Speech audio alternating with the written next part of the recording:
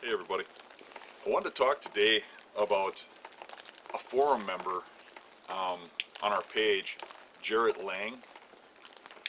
He had a confrontation with a coyote that I found very interesting, and I asked him to send me the footage, and he was nice enough to do so.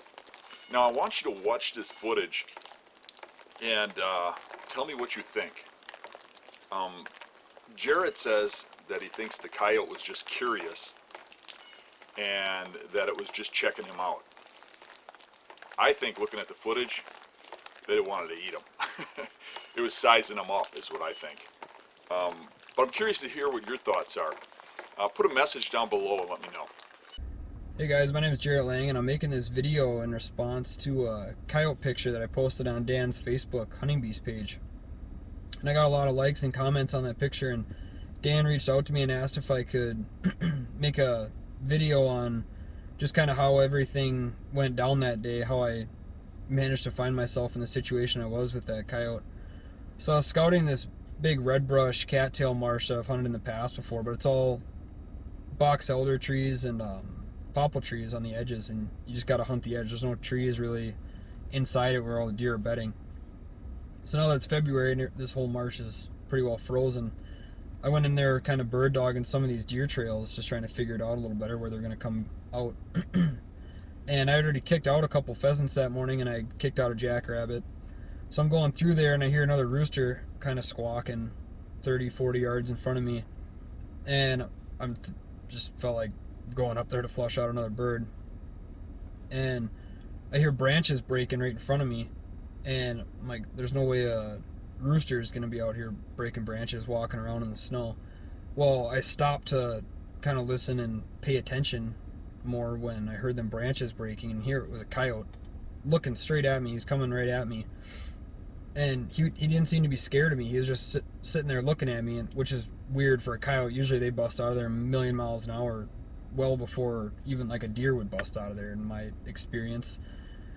And he's sitting there looking at me, and just the way, or just how it happened to be, the wind was coming from that coyote to me, blowing from him towards me, and he couldn't smell me, but he's just sitting there looking at me, trying to figure me out. So after, I don't know, maybe a 15-second stare down, he starts working to my right, trying to get my wind to figure out what I am. So he's coming around, and he gets my wind. Like, I know he can smell me, but he still can't really figure out what I am. I don't know if he's ever had experience with people.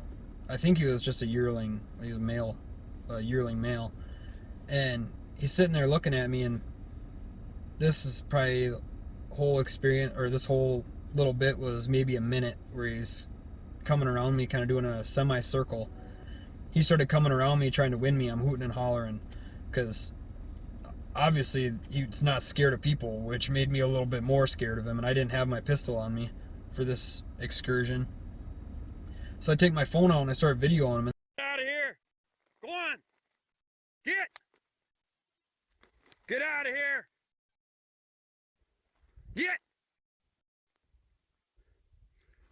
Get out of here!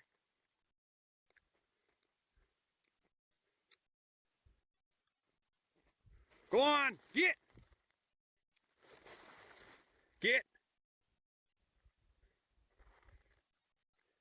Hey! Get out of here! Get out of here!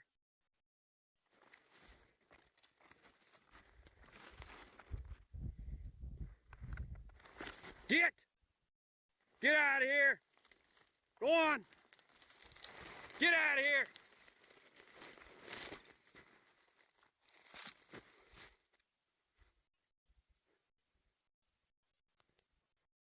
Get out of here!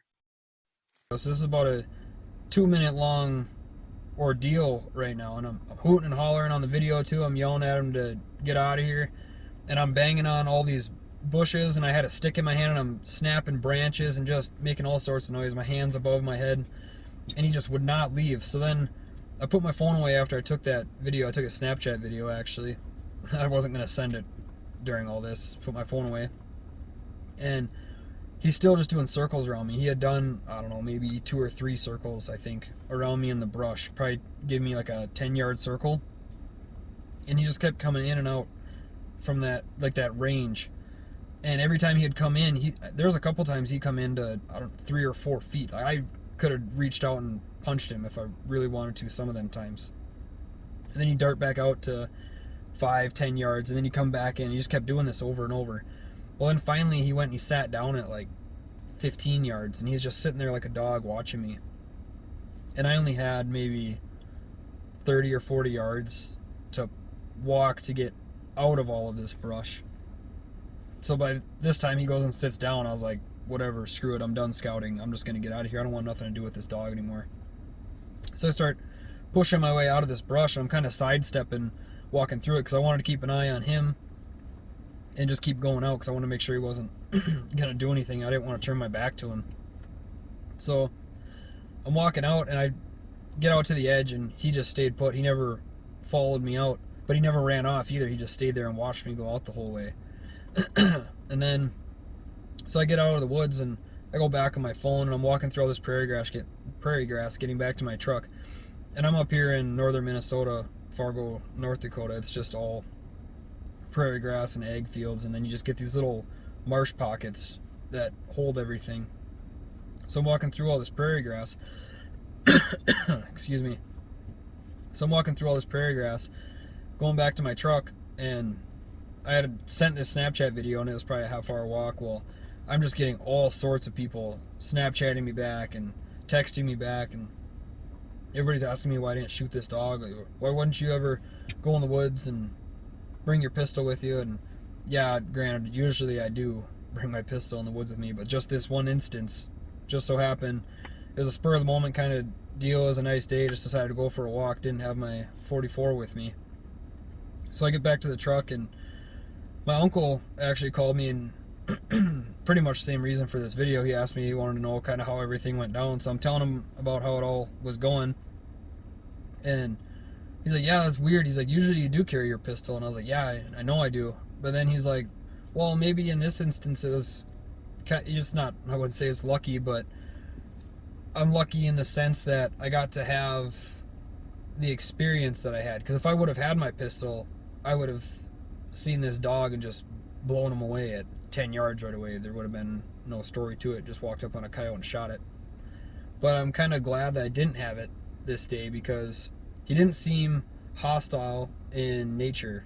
He just seemed more curious, like he wanted to know what was going on around him. So I'm kind of glad I didn't have it with me, because then I wouldn't have never had this experience. I would have just blown him away and been done with it. But anyways, yeah, that's kind of how it went. That's my story. Wow, that was some crazy footage, and I really appreciate Jarrett sending it to us along with his interview and taking the time to do so. Now, I found it interesting that he was getting so many comments about why don't you carry a pistol. Now, I do carry a pistol everywhere I go, but I'm more concerned with people than I am with animals. And I'd be more concerned with carrying a pistol down the city streets or in town, or going shopping or going to get gas, than in the woods. So I find it interesting that people say, when you go in the woods you have a gun, but those same people don't necessarily always carry one when they go to town, which I think is much more dangerous than walking through the woods. You never know when something's going to come after you. Being armed is probably a good thing, and it's a good thing we still have the right to carry a pistol. But I'm curious, how many of you carry a gun when you're hunting? And do you also carry a gun when you are in public, concealed? Let me know below. Let me know your thoughts. Thanks for joining us this week. And I'm really curious to hear what you guys think of this video. Thanks. See ya.